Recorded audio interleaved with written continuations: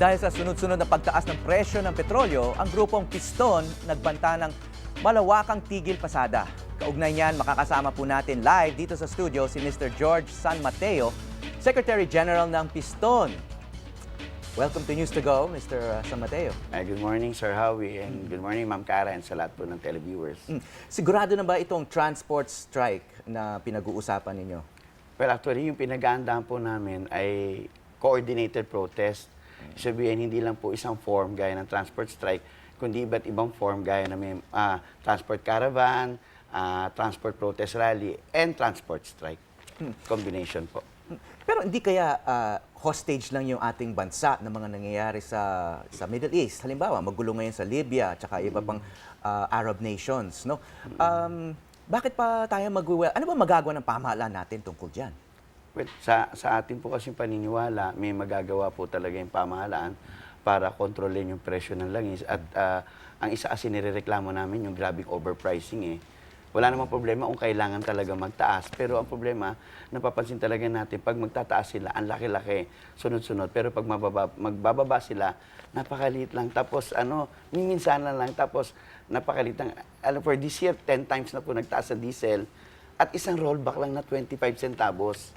At yung total po na increase for this year po is 7 pesos and 75 centavos na po. Vis-a-vis sa isang kapirasong 25 centavos na rollback. So, meron po kaming study na nakuha natin sa ilang mga expert na ang presyo na lang is since 2008 ay overpriced by 7 pesos and 50 centavos. Ano naman ang pinagbabasihan ng study na yan? Kayo mismo ang gumawa ng study na yan? Opo, sa tulong po to ng iba't ibang mga institution tulad ng Ibon Foundation. Kasi ang problem kasi, yung government natin, ginagamit nilang formula ayon doon sa gustong formula ng mga oil companies.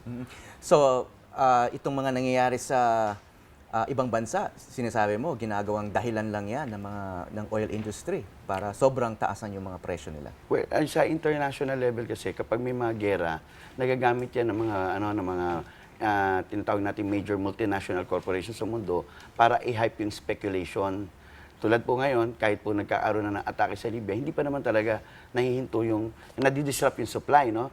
Pero pinapataas na nila yung presyo. Kumbaga, kung napansin natin, yung mga bansa na nagdidigma sa Libya, sila rin yung mga bansa kung saan yung nandun yung mga major oil companies tulad ng ExxonMobil, Chevron Texaco, pag-aari ng US yan, yung Royal Dutch Shell, pag-aari ng British tsaka ng Dutch yan, tapos yung France, pag-aari ng Total Fina Elf, no?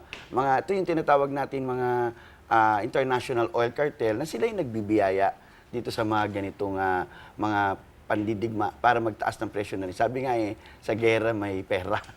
Yun ang kanilang Okay, balikan natin yung welga. Ilang bang driver at operator yung inaasahan yung sasali dito sa pinapalanan yung welga kung sakaling matuloy? Opo. Ang magiging iba-iba po kasi yung forma, no? Dito sa Luzon, mas magiging dominant yung mga transport caravan. Although may mga ilang probinsya na magwewelga rin. Sa Visayas, karamihan, rallies and caravans po ng mga drivers. At sa Mindanao, dyan po tayo makakita ng mga malawakang welga. Okay. Pero yung pinag-aandaan po namin yan, isang peak pa lang po yan. No, kung sakaling hindi tayo makakuha ng magandang kaukulan tungkol sa ating pamahalaan, sa darating na April at May, open tayo talaga maglunsad ng isang full-blown strike. Itong nabanggit mo na tungkol sa oil industry na hawak ng multinationals, hawak ng petroleum cartel, yung OPEC, no? Yan ang reality talaga ng fossil fuels, no? Yung kasulukuyang sistema natin sa energy, no? Iniisip nyo rin ba mga alternatives? Halimbawa, marami ng taxi at maging mga private vehicles na nagko-convert na sa LPG na mas mura, no? Mag-operate. May pinaplano ba kayong mga alternative systems for energy para sa mga sasakyan? Well, kami naman sa Piston, open naman kami sa ganyan. Siyempre, kung makapag-migrate tayo sa mas cheaper energy, no, and affordable energy. Pero so far, ang tanging, siyempre dapat maging state-led yan kasi wala naman kaming capital para dyan. No? So far, ang ino-offer lang ng ating pamahalaan yung LPG na kami naman sa part namin, hindi namin kinagat. Kasi sa aming experience, sa aming mga researchers sa interview, sinasabi ng mga drivers na nagmamaneho ng mga LPG, na yung LPG ay pampatag lang, hindi kaya ng mga paakyat. Kaya nauso lang siya sa mga taxi kasi konti lang ang pasahero. Pero once na ginamit mo na yan, sa isang jeepney, gaya niya, ang jeepney, load-oriented yan eh. Mahihirapan po talaga. Tapos kwento talaga ng mga driver, health-wise, ay nanunuyo yung lalamunan nila. Kaya may isang driver nagsabi sa akin eh, tanggapin na lang daw yung katotohanan ng LPG ay pangluto lamang. Okay. O hindi pa handa yung teknolohiya. Opo. Unless magkaroon tayo ng industrialization, no, national industrialization na talagang malilika natin yung ating mga sariling makina. Pero tingin ko mas hindi pa yung sa LPG.